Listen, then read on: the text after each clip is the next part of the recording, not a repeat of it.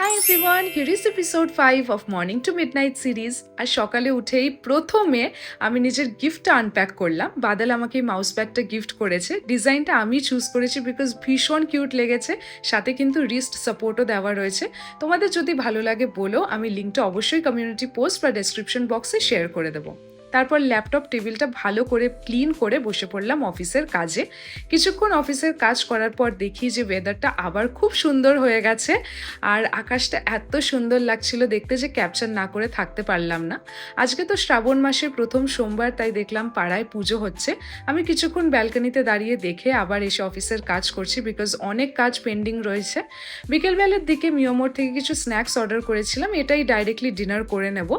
আর সন্ধ্যেবেলার দিকে আজ একটু সেজেছি, একটু পিকচার্স ভিডিওস তুলবো। তো কিছুক্ষণ শ্যুট করার পর একটু ভিডিও দেখলাম আর এভাবেই আজকের দিনটা কাটলো। দেখা হবে তোমাদের সাথে পরের ভিডিওতে। টাটা।